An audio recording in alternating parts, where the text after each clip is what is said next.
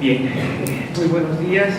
Soy el doctor Renzo Salas, médico oncólogo de Servicio de Oncología Médica de este hospital. Agradezco al comité organizador por la invitación y para participar en este evento académico.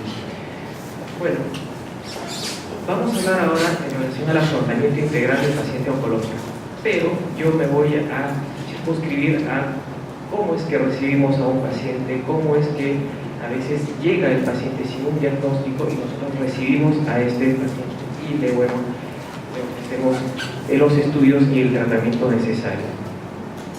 A manera de introducción, ¿qué enfermedades matan a más personas? ¿Las infecciosas o las no transmisibles? Las enfermedades no transmisibles causaron más del 68% de muertes hasta el 2012 según la OMS. La primera causa siguen siendo las enfermedades cardiovasculares y en segundo lugar tenemos al cáncer. Es decir, esta es una enfermedad que lamentablemente cada día va aumentando las estadísticas, va ganando terreno y cada vez se pone en las prioridades de las políticas de salud, ya no solo a nivel nacional sino a nivel internacional. Las enfermedades transmisibles maternas, perinatales y relacionadas con la nutrición causaron en conjunto una mortalidad del 23% y los traumatismos un 9%. Por lo tanto, el cáncer está siendo una prioridad en nuestro país y también en nuestro hospital. Y eso lo podemos ver en nuestros servicios de medicina interna, en nuestros servicios de emergencia. La mayoría de pacientes hospitalizados pues tienen de fondo una enfermedad neoplásica. Voy a hablar del flujo de atención, el flujo de admisión de pacientes oncológicos en nuestro hospital. Y en base a esto podríamos ya sacar algunas conclusiones, cómo mejorar el afrontamiento integral a nuestro paciente oncológico, que como vuelvo a repetir, cada vez son más frecuentes, cada vez vemos más este tipo de pacientes. Nosotros en el servicio de oncología médica tenemos dos sitios en los que ofrecemos nuestras actividades principales: el consultorio externo y la hospitalización. ¿Cómo llegan nuestros pacientes al consultorio externo? Generalmente vienen referidos de policlínicos, hospitales nivel 2, hospital nivel 3, al consultorio externo. Por normatividad, como este es un hospital general, nivel 4, tienen que llegar los pacientes ya con un diagnóstico con cáncer, es decir, con la confirmación histológica. El diagnóstico del cáncer no se hace con una radiografía, no se hace con una tomografía, sino se hace con la biopsia del tumor y con el diagnóstico anatomopatológico dado por el anatomopatólogo. Entonces, generalmente este grupo de pacientes que ya vienen con un diagnóstico llegan a nuestro consultorio externo. Otro lugar importante por el que vienen los pacientes es la emergencia. La emergencia de nuestro hospital, y como en todo hospital generalmente reciben pacientes con diagnóstico oncológico, que muchas veces el paciente ya viene con el diagnóstico de manera particular o sin diagnóstico oncológico. ¿Qué significa esto? Que son pacientes que a veces por dolencias, porque tuvieron sangrado, hemorragia digestiva baja, se hacen su ecografía, se hace una tomografía, lo ve el gastroenterólogo, le hace la biopsia y entonces el paciente acude a la emergencia precisamente por esas dolencias. O hay otro grupo de pacientes que llegan sin diagnóstico oncológico, pacientes que tienen dolor, tienen hemoptisis y bueno, se hace una radiografía y sale una lesión, un tumor en el pulmón. Entonces estos pacientes vienen a la emergencia precisamente por esos síntomas. Entonces, cuando a la emergencia llegan estos pacientes sin diagnóstico oncológico, estos pacientes son hospitalizados y una vez que ya no tienen criterios de emergencia, es decir, hemodinámicamente están estables, van a pasar al servicio de hospitalización para completar el estudio, para completar y alcanzar o llegar a un diagnóstico. Y para esto pasan a la hospitalización de nuestro hospital. El servicio que más recibe a este grupo de pacientes es el servicio de medicina interna. y medicina interna tiene una buena población de pacientes oncológicos, ya sea diagnosticados o con complicaciones posteriores al tratamiento, o pacientes que vienen para ser estudiados y tener un diagnóstico, confirmar el diagnóstico. Llegan también los pacientes a gastroenterología cuando se sospecha de tumores gastrointestinales, a neumología cuando ya hay la sospecha o hay que confirmar que se trata de un cáncer de pulmón o de vías respiratorias, y otras especialidades que siempre apoyan en hacer el diagnóstico de estos pacientes. Entonces, una vez que se tiene el diagnóstico ya con confirmación histológica, es decir, con una biopsia, estos pacientes van a pasar a nuestro servicio, al servicio de oncología médica, son transferidos. Y bueno, ahí ya nosotros completamos una serie de estudios para definir cuál va a ser el tratamiento. Pero también hay aquellos pacientes que llegan ya con diagnóstico de la calle, llegan a la emergencia, están estables y nosotros transferimos a la hospitalización de nuestro servicio para ya poder completar lo que llamamos nosotros el estadiaje. El estadiaje es importante para nosotros porque eso nos va a permitir definir y decir cuál es el tratamiento que van a recibir estos pacientes. Acá me voy a detener un poquito en cuanto al estadiaje. Acá los pacientes, cuando llegan a la consulta externa o a la hospitalización, el paciente ya sabe que tiene cáncer. Generalmente ya sabe que tiene esta enfermedad. Los familiares también ya lo saben porque todo el trayecto hasta hacer el diagnóstico, bueno, ya se les va, en los diferentes servicios ya se les va mencionando, ya se les va explicando las sospechas, hasta que llega a nuestro servicio en que ya saben que tienen cáncer. Pero el paciente y los familiares preguntan: ¿me voy a curar? ¿No me voy a curar? ¿Voy a vivir? ¿No voy a vivir? ¿Tengo opción de tratamiento? ¿No tengo opción de tratamiento? Si voy a vivir, ¿cuánto voy a vivir? Esas son interrogantes que se hacen no solo el paciente, sino también los familiares. Y con lógica razón, porque esta es una enfermedad que, si bien es cierto, no era muy frecuente, ahora se ha hecho muy frecuente, se ha hecho cada vez más frecuente.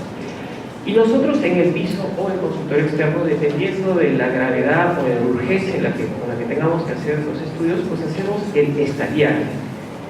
Y el estadiaje es hacer estudios de extensión, como tomografías, hacer la resonancia, gamografías óseas, marcadores tumorales, y bueno, a veces ampliar o profundizar los diagnósticos de anatomía patológica. Entonces, ¿por qué es importante para nosotros hacer el estadiaje? Es diferente tratar a un paciente con cáncer localizado a que tratar a un paciente con cáncer con enfermedad metastásica avanzada. El paciente con cáncer temprano tiene la opción, el chance de capaz operarse y de curarse. El paciente con enfermedad metastásica avanzada es un paciente que lamentablemente no vamos a curar, pero que sí podemos ofrecer el tratamiento con el objetivo de aumentar su sobrevida, mejorar su calidad de vida. Entonces, este estadiaje ya nos está diciendo el pronóstico del paciente. Y aquí también es cuando nosotros tenemos que, de alguna manera, informar a los familiares. Y el tratamiento, una vez que tenemos el estadiaje, es decir, este es un paciente que tiene una enfermedad temprana, entonces vamos a decir con un tratamiento capaz quirúrgico. Si tenemos un paciente con enfermedad avanzada metastásica, vamos a definir otro tipo de tratamiento. Y estos tratamientos que nosotros ofrecemos a los pacientes con cáncer es la quimioterapia, que puede ser, que tiene le damos a tres tipos: a título neoadyuvante, adyuvante o para enfermedad metastásica. De manera breve, la neoadyuvancia es cuando nosotros tenemos un tumor muy grande, pero que está localizado y que el cirujano no puede operarlo. Entonces nosotros damos la quimioterapia neoadyuvante para reducir el tamaño del tumor. Una vez que reduce el tamaño del tumor con la quimioterapia, el cirujano ya puede hacer una resección más segura y con la intención y con el objetivo de sacar todo el tumor. De nada sirve sacar el 90% del tumor, no, tiene que salir el 100% del tumor. Por eso la quimioterapia neoadyuvante es una herramienta una herramienta de tratamiento muy importante, sobre todo para los pacientes que tienen enfermedad localizada. Cuando un paciente tiene un tumor y el cirujano de primera intención lo retira, lo saca, lo extrae, siempre en esta enfermedad hay el riesgo de que el cáncer regrese. Para eso nosotros utilizamos la quimioterapia adyuvante, para disminuir el riesgo de que esta enfermedad regrese. Por ejemplo, pacientes con cáncer de mama las operan, pero tienen factores de riesgo de que nos dicen que esta enfermedad pueda regresar en 2 o 3 años. Entonces yo, para reducir ese riesgo, doy la quimioterapia adyuvante. Y probablemente también esta quimioterapia adyuvante cure a mis pacientes. Entonces, esa es otra opción, esa es otra intención de la quimioterapia: disminuir el riesgo o capaz curar a estos pacientes. Pero cuando ya la paciente o los pacientes tienen enfermedad avanzada metastásica, que sabemos que no vamos a curar, lamentablemente, damos las primeras líneas, segundas líneas, es decir, esquemas de tratamiento de quimioterapia para enfermedad metastásica, pero no con el objetivo de curar, sino con el objetivo de aumentar la sobrevida global, pero con calidad de vida. Esa idea de que los pacientes recibían la quimioterapia y estaban postrados, pálidos, anémicos, todos los días vomitando, eso, menos mal, eso ya es parte de la historia. Ya no damos seguimos dando el mismo tratamiento, pero hemos mejorado mucho lo que es la medicación, la profilaxis para antiemesis, para que no vomiten. A veces se les bajan mucho las defensas, tenemos medicamentos para subir las defensas. Entonces, mejoramos nuestras quimioterapias, que sean menos tóxicas, más efectivas, y también mejoramos los medicamentos que acompañan a nuestra quimioterapia para que sea mejor tolerada por nuestros pacientes. Entonces, la quimioterapia es una herramienta, un arma muy importante para tratar a estos pacientes. Otra herramienta importante que utilizamos es la radioterapia.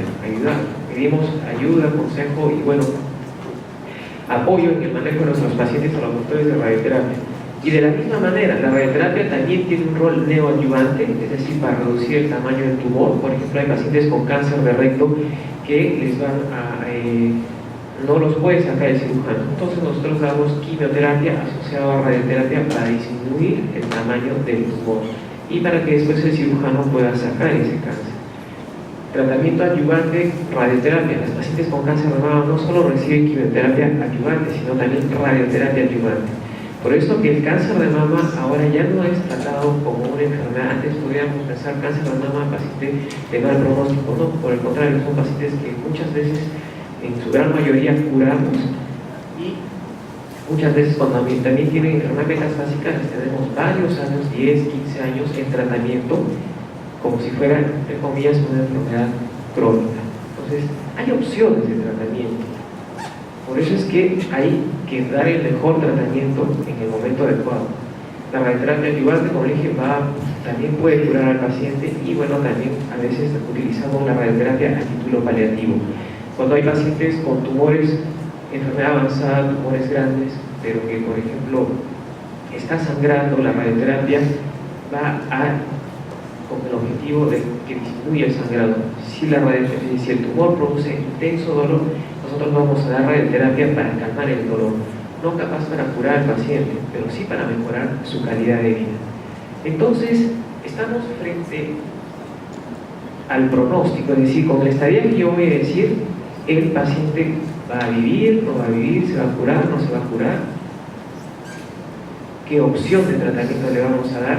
Entonces acá creo que son puntos álgidos en el que el paciente, como digo, sabe, el familiar ya sabe que tiene cáncer, pero genera mucho temor, miedo, el no saber cuál va a ser mi futuro, voy a vivir, no voy a vivir, qué va a ser de mis hijos o qué va a ser de mis padres, porque lamentablemente esta es una enfermedad que no solo ataca a personas adultas, mayores, sino también ataca a hijos, a padres, abuelos. Entonces, esta es una enfermedad que lamentablemente no solo altera emocionalmente al paciente, sino también altera a todo el círculo familiar. Dicen que cuando da cáncer a un paciente, no solo le da cáncer a un paciente, sino le da cáncer a toda la familia, porque todo el mundo o todo ese entorno está preocupado por el paciente, preocupado porque a mí también pueda tener esta enfermedad. O sea, genera lamentablemente un estado de ansiedad en todo el entorno familiar. Entonces, acá nosotros abordamos y enfrentamos un episodio de ansiedad, que es cuánto va a vivir. Y otro tema importante es el tratamiento. Los pacientes no saben qué es la quimioterapia, los pacientes no saben qué es radioterapia, los pacientes, los familiares no saben cómo van a cuidar a su paciente, lo tienen que aislar, tienen esa vieja idea de que el paciente tiene que estar encerrado, con mascarillas, que uno entra, tiene que estar, pues eso ya no es así. Entonces eso también genera ansiedad. Y ahí es cuando nosotros, claro, informamos, pero necesitamos siempre, como dicen, de un apoyo integral, emocional del paciente. Ahora, estos pacientes, muchos de ellos empiezan el tratamiento, y los tratamientos no son, por así decirlo, como un antibiótico que dura 7 días, no, sino damos tratamientos que a veces duran 6 meses, cuando son a título adyuvante, con intención curativa. Cuando el paciente tiene enfermedad metastásica, son pacientes, dependiendo del tipo de enfermedad, que vamos a poder tener los 10 años, 15 años con tratamiento, o a veces un año con tratamiento a título paliativo, dependiendo de la enfermedad. No es lo mismo un cáncer de páncreas, no es lo mismo un cáncer de estómago que tener un cáncer de colon. Entonces, es diferente las neoplasias, es diferente el estadiaje, también son diferentes el tratamiento. Entonces, a estos pacientes, muchos de ellos, vamos a continuar en controles con la consulta externa, ya sea para seguir el tratamiento o para quedar en controles, porque siempre estos pacientes quedan en controles porque hay el riesgo de que esta enfermedad pueda regresar. No existen tiempos, decir, 5 años usted ya está curado, no.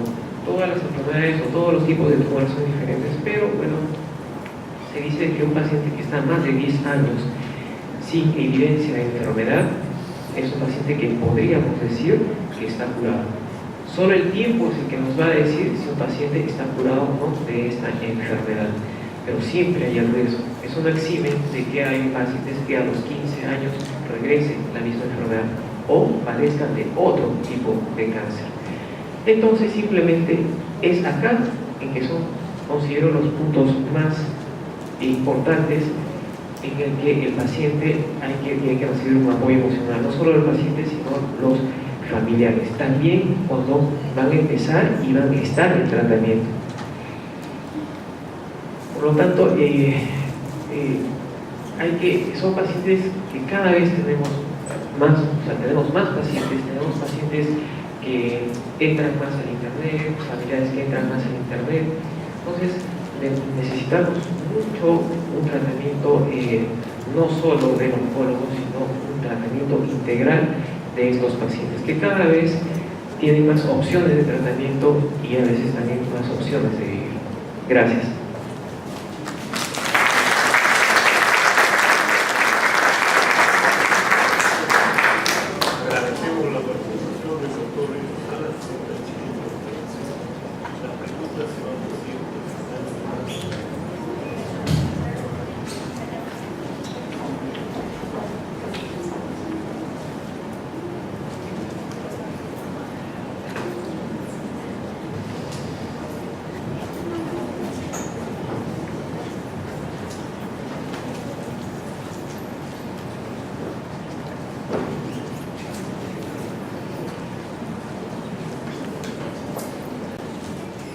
Creo que el doctor Renzo nos ha ayudado mucho con todo lo que nos ha explicado.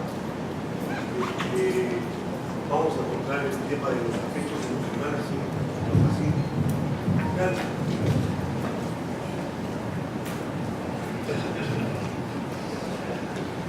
Encontré este dicho por el doctor René Favaloro, un gran cardiólogo argentino, fallecido ya. Y ahora que está tan de moda la parte de la humanización de la medicina. La medicina sin el humanismo médico no merece ser ejercida. Yo creo que es algo que nosotros tenemos que llevarlo en el corazón, ¿no? Aquí sigue. El servicio de hospital parcial tiene la unidad de hospitalería, tiene el programa de psicoterapia grupal, y dentro del programa de psicoterapia grupal está la actividad que realizamos psicoterapia grupal para pacientes oncológicos.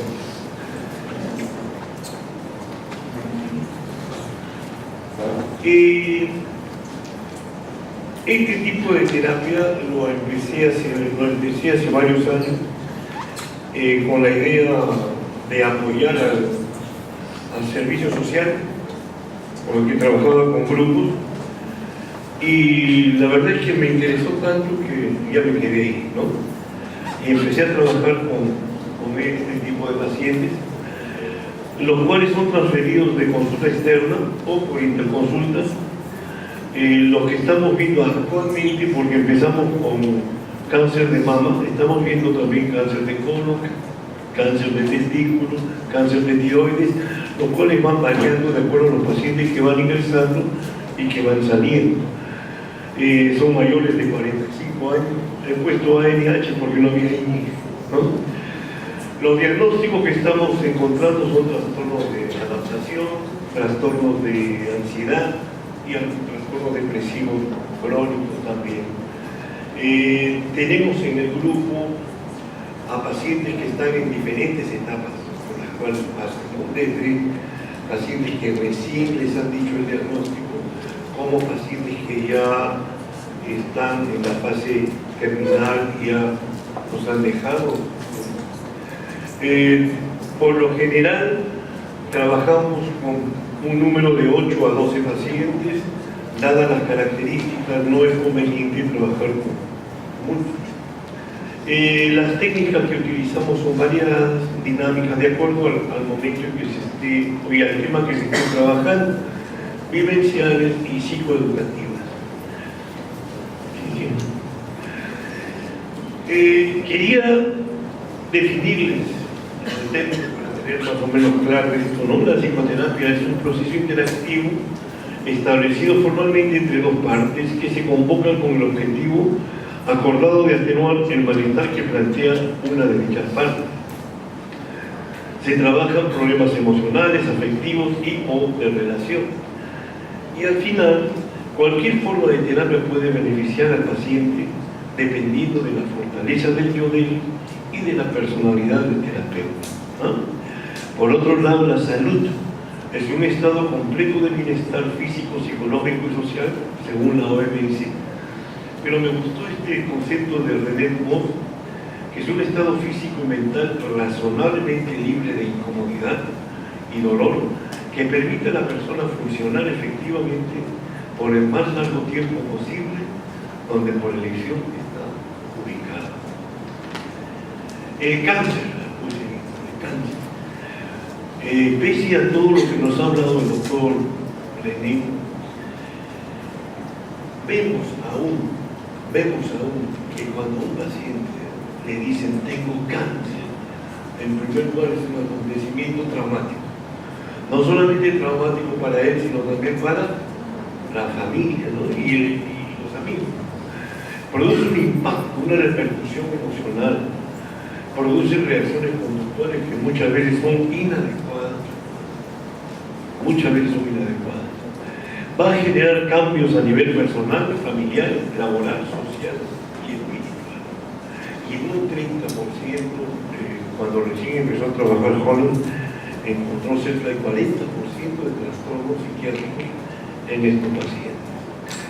Ayer, conversando con una compañera de trabajo, Bertita, le pareció interesante los mitos que hay respecto al tema, porque esto produce problemas en los pacientes.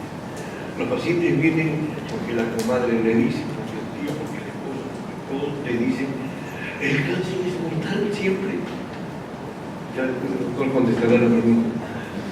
Se hereda, se contagia, la biopsia es peligrosa, si me hacen biopsia se va a extender el cáncer. Tanta mamografía cada 6 meses o cada 8 meses, eso también me puede producir cáncer. El microondas, el móvil, las cables de alta tensión, si estás a 100 metros, a 10 metros, el azúcar, los edulcorantes, están produciendo cáncer. La actitud negativa, todo paciente que tiene una actitud negativa va a tener cáncer. Y tengo dolor, no sé por qué, tendré cáncer. Entonces, si ustedes ven, son mitos y creencias falsas que la gente, que de alguna manera moviliza a la gente para ver al cáncer como un gran monstruo, y eso va a afectar los tratamientos. ¿Cuál sería el objetivo de la intervención por parte de nosotros y de todo el equipo, ¿no? Mejorar la calidad de vida, mejorar la cantidad de vida, pero con calidad, como ha explicado el doctor. Dar información necesaria, mi secretaria ha fallado en esto, dar información necesaria y en forma adecuada de todo el proceso. O sea, la información es importante en el paciente con cáncer. Tratar de disminuir los síntomas que presentan, ¿no? Náuseas, vómitos, ansiedad, etc. Estrategias, enseñarle estrategias para poder manejar su estrés, porque esto produce estrés. Estrategias de afrontamiento, cómo afrontar las cosas que se van presentando o que se presentan, y favorecer efectos positivos del tratamiento relacionado con la disminución de recurrencias, hablar al paciente en positivo respecto a lo que está presentando, tratar de atender necesidades y problemas no solamente del paciente, sino también de la familia, ¿no? ¿Cuál es mejorar la calidad de vida y por ende también la calidad de muerte? O sea, ¿cómo hacer que este paciente que está en ese proceso lo lleve de la mejor forma? Ya nuestro el doctor Ramos va a conversar sobre esas cosas. Y lo otro que es importante, ese paciente que ha sido diagnosticado de cáncer va a necesitar una preparación para la hospitalización, para las intervenciones, para la cirugía, etcétera, etcétera, para cada estado de cáncer, ¿no? ¿Cuál es el curso por lo general que pasan los pacientes? Dada la experiencia que yo he tenido con estos pacientes y en relación con la lectura, es importantísimo el aspecto preventivo. No se trabaja mucho a nivel de la prevención, pese a que vemos programas documentales o propaganda respecto a chequeos, exámenes, respecto a ciertos tipos de cáncer, dedican un día para el día del cáncer, etcétera, etcétera, pero el aspecto preventivo es básico.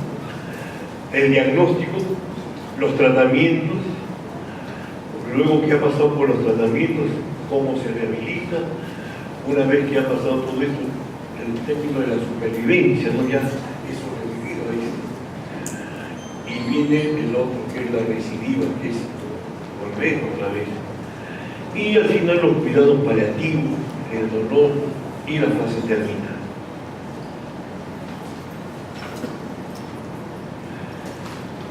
A nivel preventivo, si nosotros trabajáramos, ya hemos dicho de la importancia del tratamiento integral del paciente, en el cual interviene un equipo multidisciplinario, no solamente el médico oncólogo, no solamente el psicooncólogo, sino también los otros profesionales, ¿no?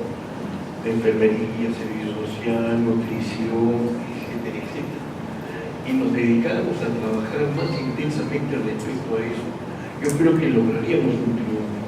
Promover el autocuidado es básicamente la responsabilidad del paciente en cada fase que pasa. La fase de diagnóstico, la fase de tratamiento y la fase de post-tratamiento. El paciente necesita tener la sensación de que está dirigiendo también su propia vida, está asumiendo la responsabilidad de ayudar a las personas que lo están ayudando, lo están apoyando. Trabajar sobre factores de riesgo, ya sea alimentario, ya sea de contaminaciones, etcétera, etcétera, pero con fundamento real. Revisiones periódicas, eso es importante. Hay cáncer que son más fáciles de llegar que otros, hay más fáciles de diagnosticar que otros. Riesgo de padecer cáncer, pero con datos objetivos, estudios de marcadores.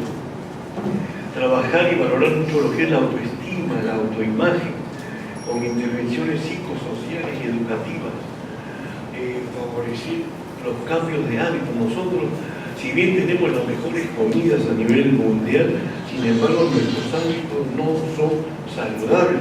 La comida chatarra, el comer a deshora, el tomar bien, bueno, son cosas ricas, pero hay que cambiar de hábitos. Fomentar la participación familiar, pareja familiar en la ayuda de cada persona, ¿no? Respecto a la segunda fase del diagnóstico, hay el impacto ya sea del paciente y de la familia, ¿no? Ahora, este paciente tiene su historia, tiene ya sea su herencia, sus características de personalidad, etcétera, etcétera, su forma de ser, su forma de pensar. Y si bien en la actualidad se dice claramente usted tiene este diagnóstico, usted tiene este cáncer, etcétera, hay pacientes que si nosotros tenemos en cuenta cómo son y le podemos decir de la mejor manera, podemos evitar reacciones catastróficas, ¿no? La incertidumbre es algo muy importante en esta etapa. Las emociones diversas, cuando se entera, empieza con la ira, la cólera, el sentimiento de culpa. Dios mío, ¿en qué me he equivocado? ¿En qué pecado que me estás castigando de esta manera? Y la verdad no tiene nada que ver. ¿Qué competencias tiene el paciente para enfrentar este tipo de enfermedades? El estigma, ¿no? La enfermedad oncológica, pacientes con cáncer. Mucha gente cuando tiene esta enfermedad o se le ha diagnosticado no quiere expresar, no quiere decir a nadie, se aísla. Y encima de un estigma de enfermedad oncológica viene el estigma de la enfermedad mental, o sea, son dos. Aspectos personales, edad, sexo, creencias religiosas, tolerancia. Eso va a intervenir dentro de la parte emocional. Se requiere pues un apoyo familiar, básicamente. Hay que mejorar lo que es el entorno físico. Depende también esto del tipo de tumor, el estadio, la localización, el pronóstico, los tratamientos, la discapacidad, el dolor. O sea, todo eso va a ser información que se tendrá que dar al paciente.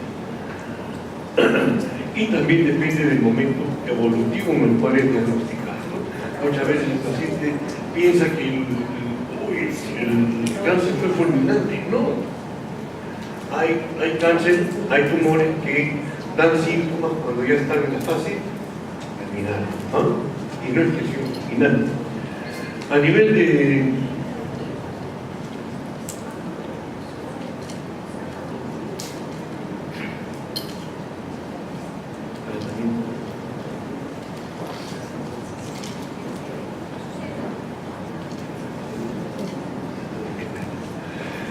cuando se llega al tratamiento, ya visto por lo que tiene que esperar muchas veces el paciente antes de ser intervenido.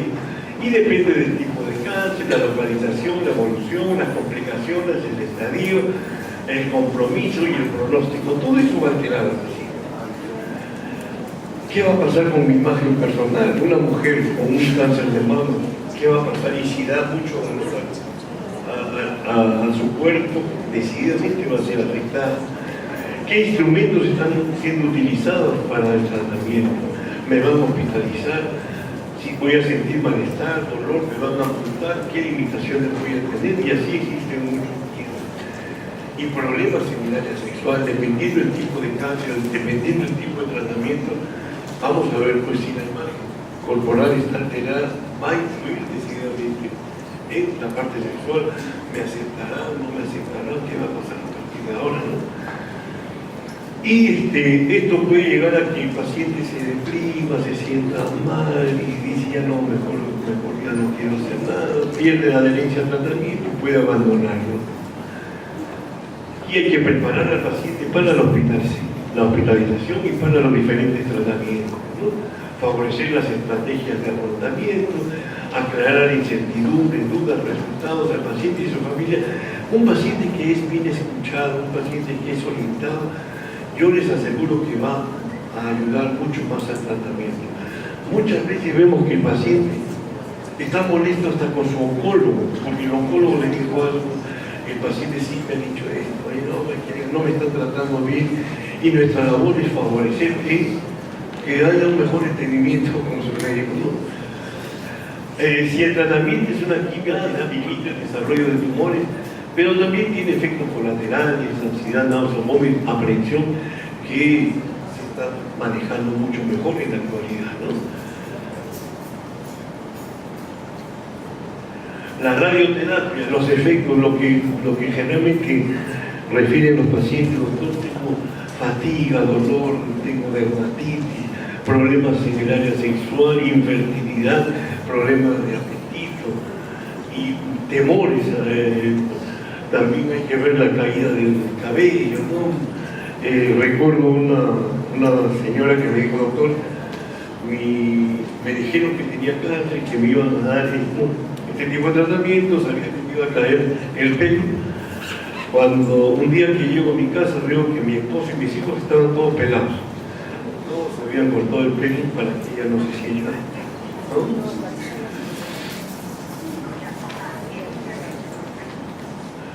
El periodo de supervivencia, adaptación a las secuelas que deja la enfermedad, ya sean físicas, psicológicas, sociales, favorecer una reinserción social, laboral, pero va a existir el temor a que la enfermedad vuelva, ¿no? Sobre todo cuando vienen los controles.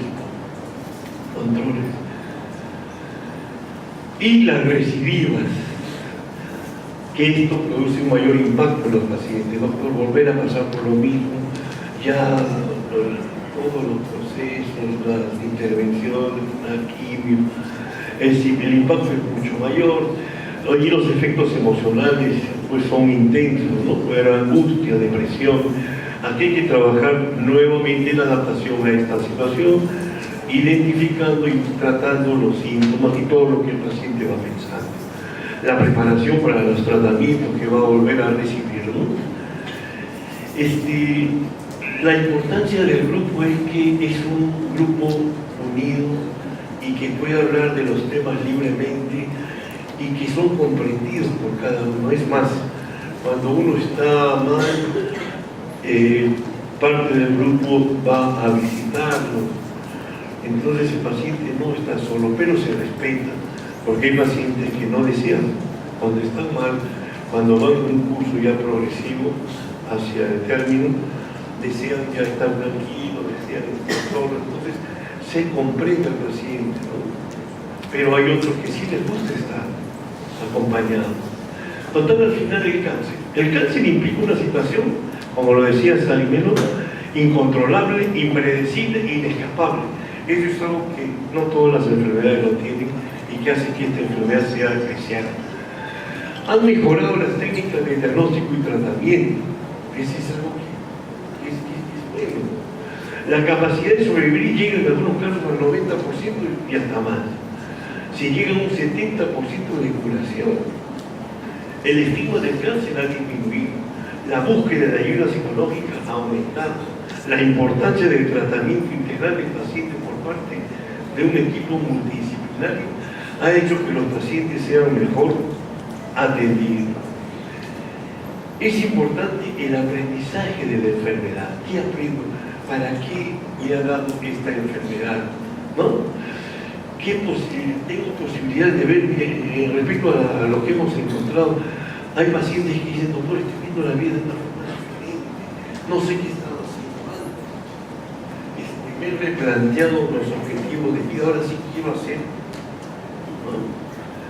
Valora la vida, valora el amor, y hay que vivir el aquí y el ahora, ¿no?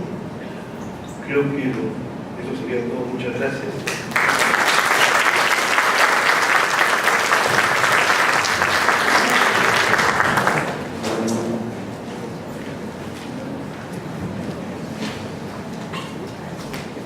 A continuación, el doctor Ramos.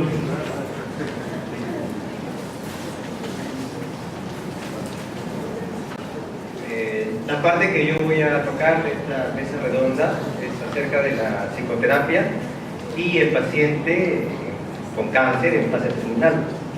Quienes hablan tuvo la oportunidad de trabajar en el área de COPOES, ¿no? Control post-hospitalario especializado, justamente en los pacientes que ya se le brindaba una atención paliativa a domicilio.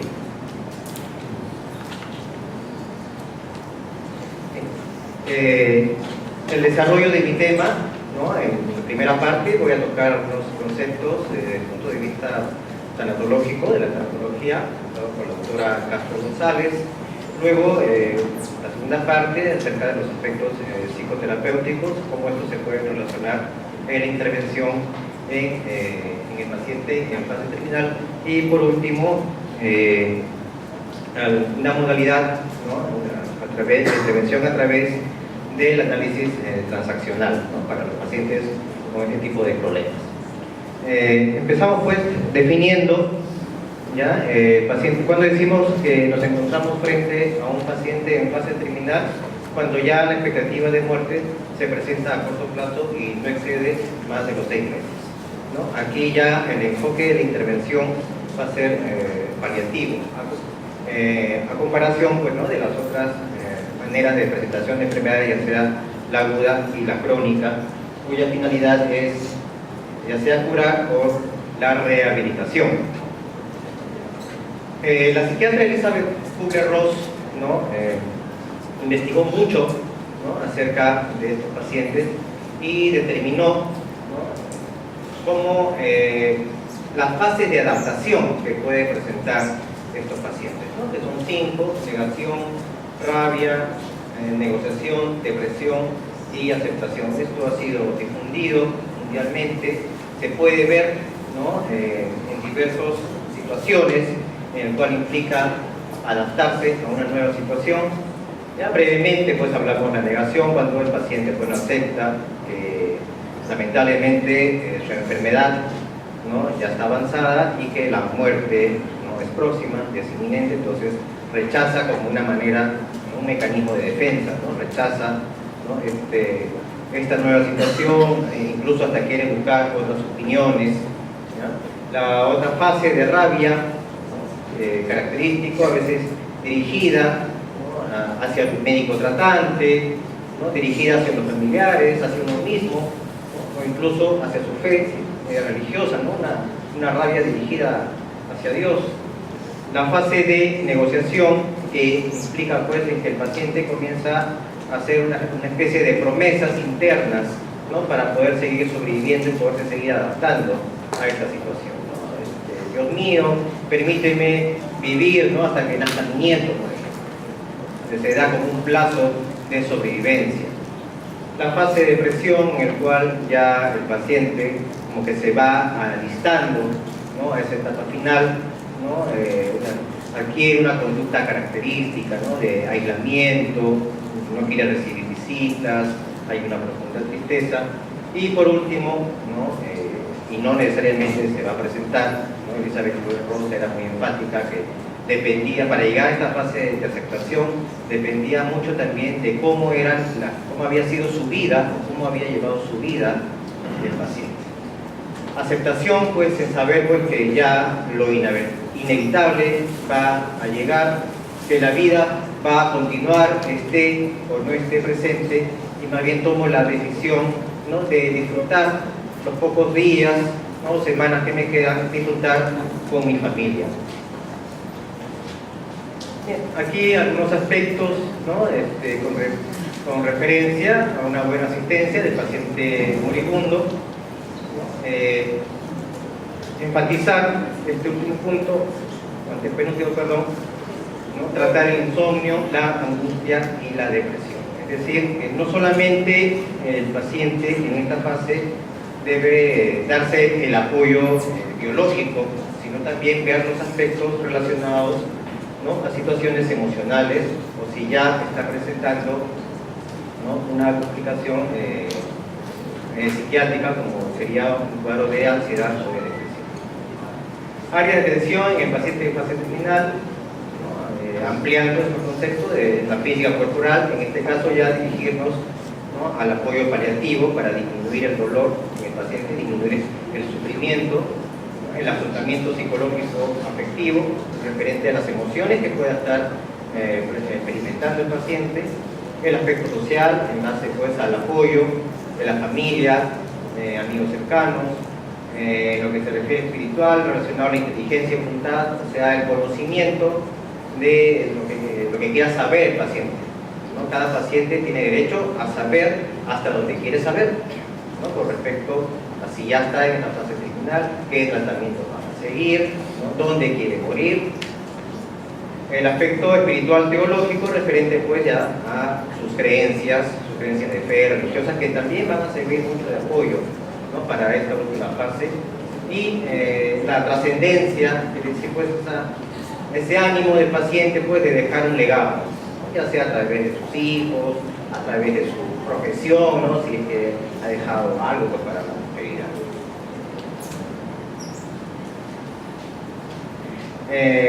Pensamientos y emociones que experimenta el moribundo, ¿no? Con cierta frecuencia, ¿no? Ser un estorbo para la familia, ¿no? Sobre todo si va perdiendo roles o ve que la familia comienza pues a ocupar un tiempo que antes no empleaban hacia esa persona. Entonces ya lo pueden ver como un estorbo. Sentirse vulnerable, la inutilidad física y temor de no poder tomar decisiones.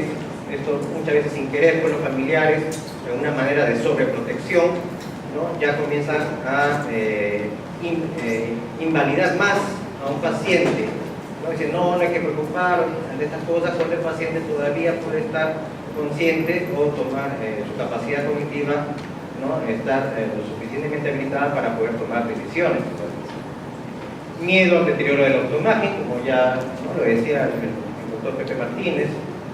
Pueden haber deterioro de los lazos afectivos, a veces tienden a culpabilizarse, ¿no? Entre los familiares en lo que respecta, ¿no? A la atención que se le está brindando al paciente.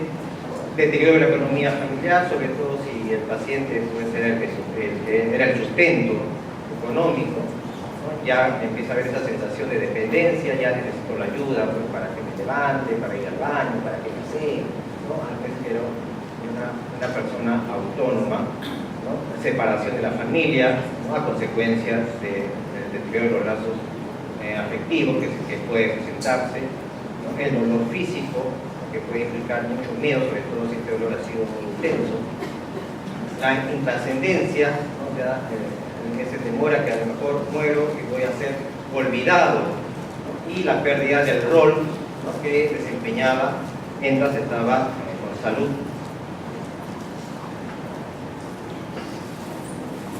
Los moribundos necesitan morir, así como el sediento necesita beber y el hambriento necesita comer.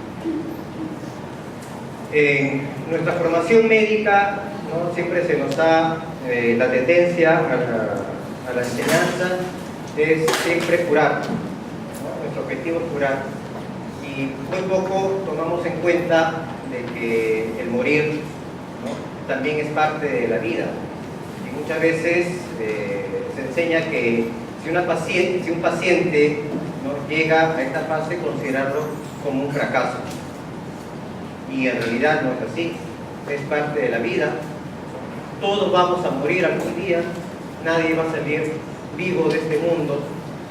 Entonces, ¿por qué no tomar en cuenta eso y enfatizar más y ver este aspecto, ¿no? Que pueden presentar los pacientes ya en una fase terminal?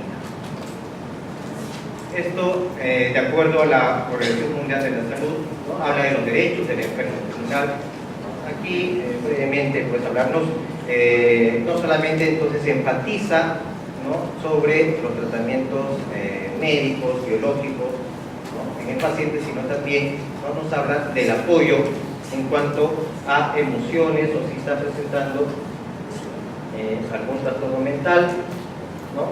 También nos dice sobre las condiciones que puede presentar el paciente en cuanto a sus derechos para conocer el diagnóstico, sus derechos a tener una muerte digna, ¿no? Dónde morir, ¿no? Acompañado con su familia, ¿no?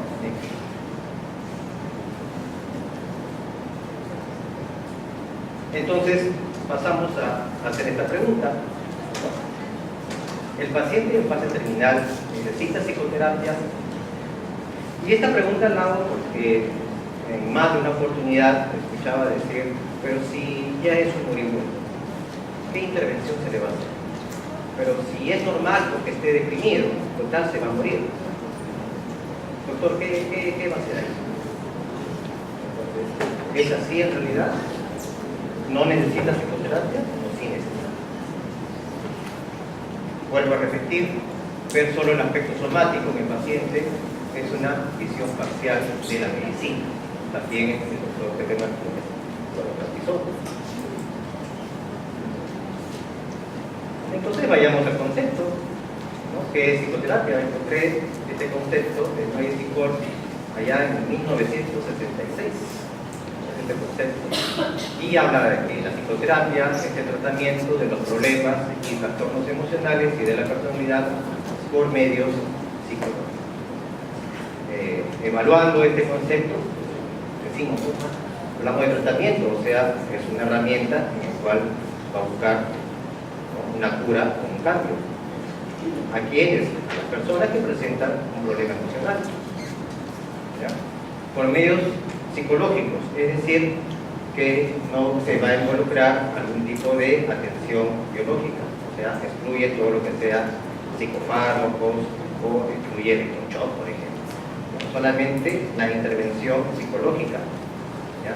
Pero este concepto, ¿no?, nos invita a pensar, ¿no?, que enfocarnos a que sea el enfoque médico, o sea, a través de signos y síntomas, digamos, son un síndrome, una causa, ¿no?, y esta es la que hay que tratar. Sin embargo, las nuevas escuelas psicoterapéuticas ya nos hablan de que no necesariamente debe haber una causa para que una persona presente una alteración emocional. Nos hablan ya de que nosotros, si tenemos alguna dificultad emocional, es a consecuencia de un aprendizaje. Este aprendizaje, sobre todo, hemos sido programados, ¿no?, por nuestros padres o alguna figura significativa o alguien que lo reemplazó, padres, hermanos mayores, abuelos, profesores, en fin. Entonces nos enseñan una manera de cómo ver la vida. Entonces tenemos una programación que va a influir en los aspectos más importantes de nuestra vida.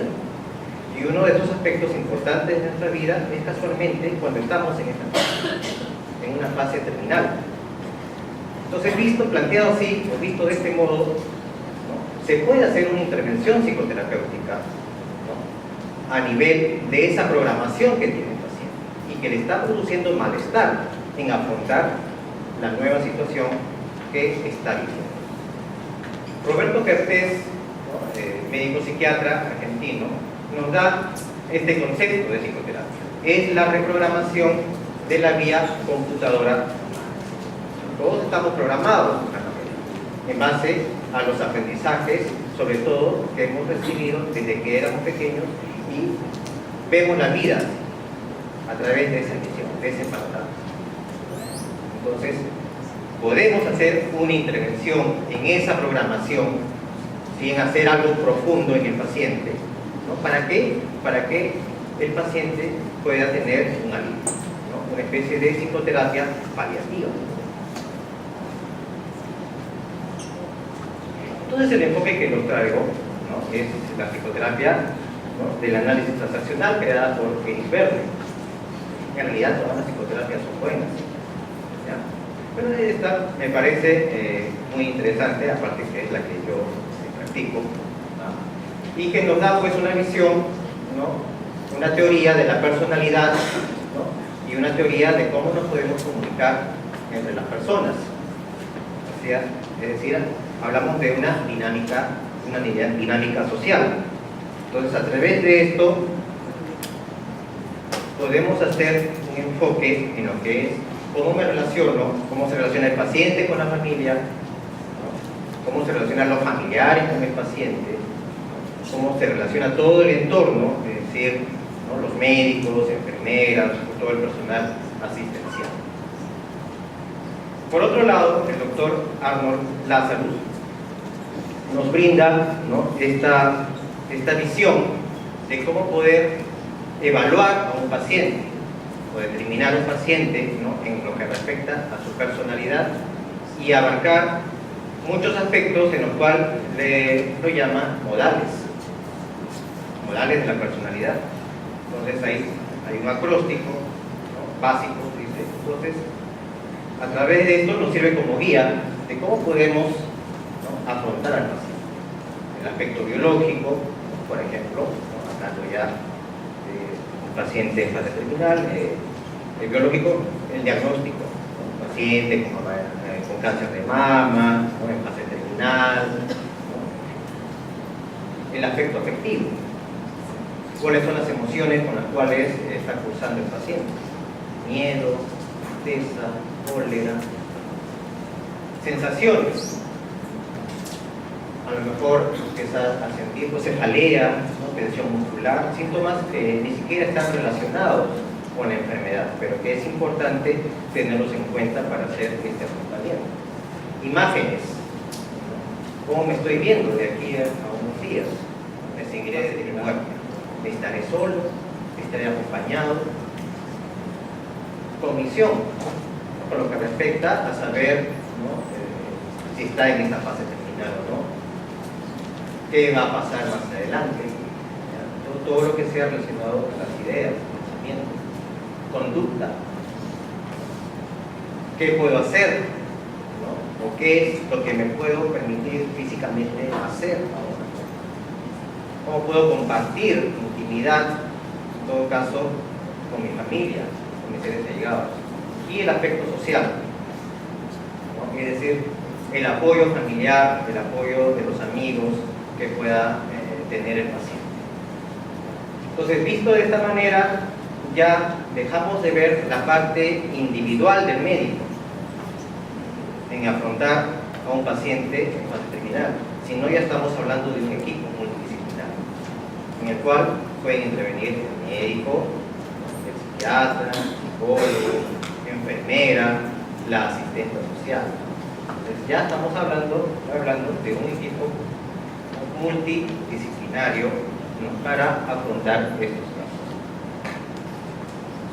Entonces, con el análisis transaccional puede intervenir en 4 modalidades. El primero es en el afectivo, en las emociones, ¿no?, dar el permiso que el paciente exprese emociones auténticas. En este caso, ¿no?, la TEC conoce o nos habla de 5 emociones auténticas: miedo, la cólera, la tristeza, el afecto y la alegría. Entonces, uno de los problemas frecuentes en el paciente, ¿no?, ya en fase terminal, es que los familiares no permiten que el paciente exprese miedo. Es natural que el paciente exprese miedo, ¿no?, está en peligro su vida. Entonces, si no se le brinda ese apoyo, esa protección, como hay mi estado de yo padre que me permite proteger, dar permiso para que mi familiar querido pueda expresar sus emociones. Porque si esto no ocurre, si yo más bien bloqueo la expresión de este miedo, eso lo que me va a producir es que el paciente sufra más. Hay una represión de esta emoción que quiere compartir, porque es natural, quiere compartirlo, pero los familiares o incluso el mismo personal de salud no le dan esta protección. Entonces dicen: no, pero no tengas miedo, ¿no?, aquí estamos todos, pero en una actitud más crítica, ¿no?, que de proteger al paciente.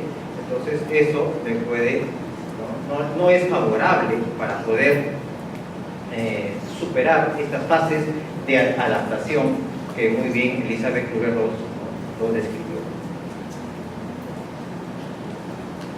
Otras emociones, ¿no?, que no se permite el paciente debido a su aprendizaje, a esa programación, porque los familiares también, en base a su programación de vida, no favorecen la expresión de estas emociones. Es, por ejemplo, la rabia. O si la expresa el paciente, los familiares la pueden tomar como muy personal. Doctor, ¿por qué mi esposo ahora me tiene cólera, no me quiere ni ver, se toma muy personal. Entonces ahí es proteger, en este caso, ¿no?, la labor del psicoterapeuta, del médico, de la enfermera, del personal asistencial, es proteger a ese familiar. No lo tomes en forma personal, ¿no? Es una fase que está pasando tu esposo. Es proteger. Y proteger también al paciente, o sea, comprenderlo. Comprenderlo. Que está pasando por un cuadro de agitación. Una vez acabada la tristeza, puede pasar a la tristeza. Y también facilitarle la expresión de la tristeza. Al fin y al cabo, la tristeza nos prepara para asumir una pérdida.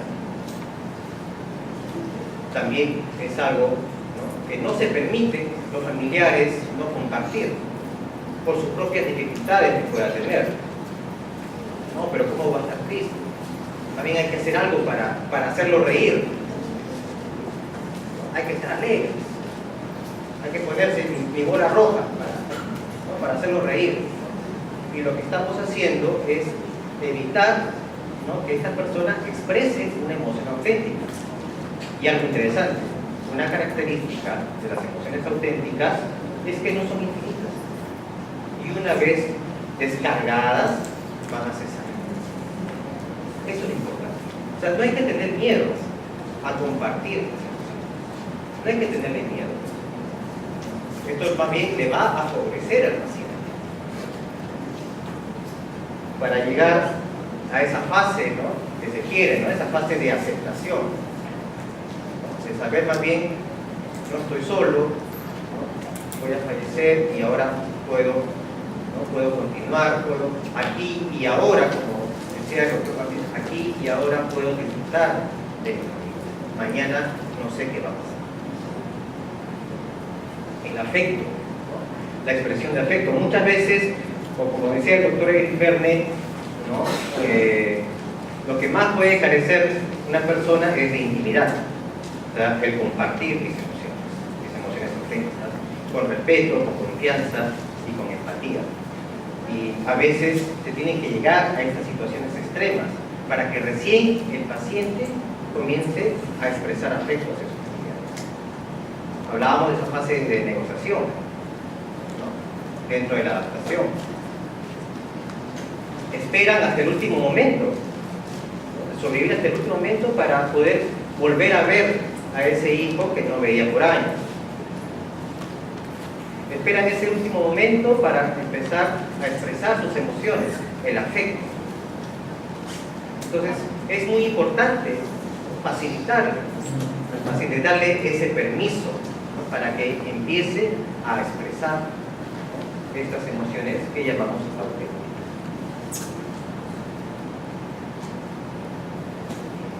En el modal cognitivo, aquí nos referimos pues a la información acerca de diagnósticos, pronósticos y tratamientos ya en esta última fase, ¿no?, tratamientos paliativos. En realidad, vuelvo a repetir, el paciente tiene todo el derecho de saber hasta dónde quiere saber. Ahora es cierto, ¿no?, según pues nuestras creencias, sobre todo acá en Latinoamérica, más bien nuestra tendencia es a ocultar información, ¿no?, a no decir al paciente lo que está pasando. No, doctor, se va a poner peor, se va a deprimir. Muy por el contrario, ¿no?, en lo que respecta pues a América o los países anglosajones, que más bien sí brindan toda la información correspondiente, pero esto ya es una cuestión cultural de nosotros, ¿no?, el ocultar información. Hay que evitar dar falsas esperanzas y curaciones, ¿no? Esto puede llevar también ya a frustraciones en el paciente.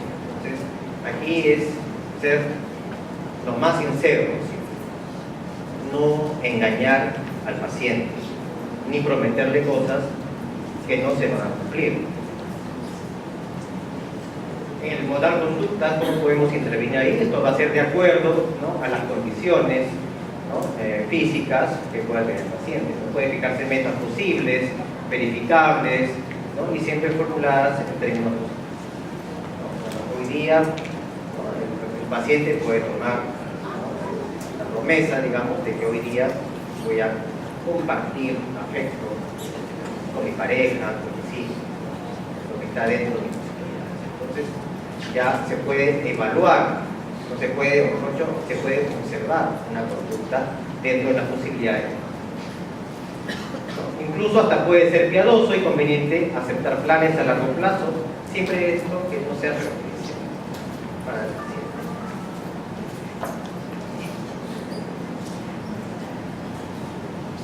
En el modal social, ¿no? Cuando hablamos de familiares, amigos, ¿no? El medio social y en especial los familiares influyen de manera decisiva en la actitud del paciente frente a él. Y para esto pues es necesario, ¿no?, la psicoeducación, ¿no?, enseñarles a los familiares a compartir esas emociones, a no rechazarlas, porque más bien puede producir mayor frustración al enfermo. Es fundamental que el familiar acepte sus propios sentimientos con respecto al enfermo y su enfermedad. Incluso muchas veces no es necesario decirle algo. Ya se establece un lenguaje no verbal en el cual ambos saben lo que está sucediendo y compartir pues, un abrazo, un beso, una caricia.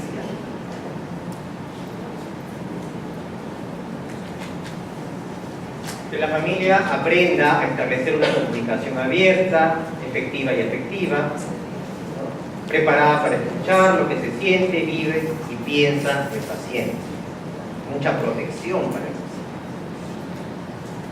No es bueno por parte de los familiares, no es bueno controlar los propios sentimientos, ¿no?, el rostro de plástico que llaman, o sea, evitar expresar mi emoción, ¿no?, con la falsa creencia de que el paciente no debe percibir nuestra tristeza, ¿no? Al fin y al cabo, también el familiar está pasando, ¿no?, por un cuadro de adaptación. Se va a despedir de su familiar, está enfermo. Evitar las frases, no seas tonto, no te vas a morir, ¿no?, de qué estás hablando, ¿ya? Y más bien, ¿no?, ser más empático, decir te entiendo por lo que estás pasando, qué puedo hacer por ti, qué necesitas. Siempre, claro, siempre y cuando que la respuesta sea algo que esté al alcance, ¿no?, del familiar, que se puede hacer. Vuelvo a repetir, no hacer promesas, ¿no?, que no se va a cumplir, ¿ya?, o aceptar cuestiones absurdas. Por último, ¿no?, siguiendo en el modal social, el análisis transaccional, ¿no?, nos invita, ¿no?, a estar alertas sobre la presencia de juegos psicológicos, ¿no?, forma de hacer conflictos, ¿no?, entre las personas, ¿no?, evitar los roles de víctima y salvador. Es cierto, hay una víctima real, ¿ya?, pero el que asume un rol de salvador no es que lo está haciendo por un bien, sino comienza a sobreproteger al paciente, ¿no?, comienza, ¿no?, a invalidarlo más de lo que está. Comienza a hacer cosas que no puede hacer el paciente, ¿no?, con la finalidad del familiar, ¿no?, sentirse indispensable para el paciente y de esta manera aliviar su propia culpa que pueda tener, ¿no?, el familiar, su propia culpa de que no lo acompañé a sus citas, ¿no?, de que por mi culpa se retrasó en el diagnóstico. Entonces cuando el familiar asume este rol de salvador, invalida más al paciente, ¿ya? Puedes evitar hacer por el paciente aquello que puede hacer por sí mismo, pensar por él, ¿no?, tratarlo como si no tuviera recurso alguno. Saber que la verdadera ayuda brinda al paciente lo que realmente necesita. Necesita afecto, necesita cariño, necesita que lo acompañen en las visitas. A lo mejor necesita apoyo económico, a lo mejor necesita, ¿no?, que también brindar un apoyo a la familia, sobre todo si hay hijos menores. Esa es la verdadera ayuda. Eso ya no es sobreproteger, es proteger. Brindarle lo que necesita realmente. Pero también puede ocurrir, ¿no?, lo contrario, y muy curioso, que la verdadera víctima, ¿no?, en base a un, llamamos un impulsor, ser fuerte, ¿ya? Entonces esta víctima más bien comienza a ser salvador de los familiares, ya no comienza a expresar su sufrimiento, ¿no?, con la creencia de que no, ellos ya han sufrido bastante. Tengo que ser fuerte, no debo expresar lo que necesito. Entonces, asume ese rol de salvador. ¿Ya? Entonces, eso, ¿no?, es lo que nos invita, ¿no?, el análisis transaccional, ¿no?, a estar atentos y evitar estos juegos psicológicos y más bien, ¿no?, invitar a que haya más intimidad.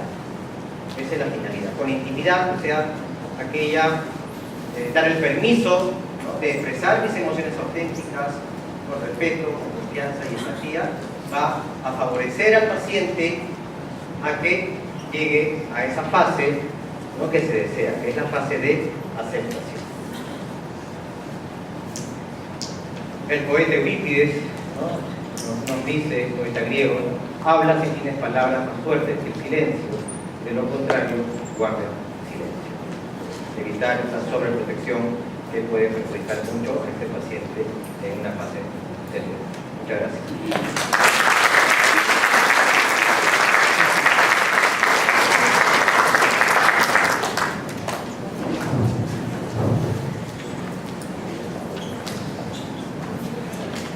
Dado el tiempo, vamos a dejar las preguntas para más tarde.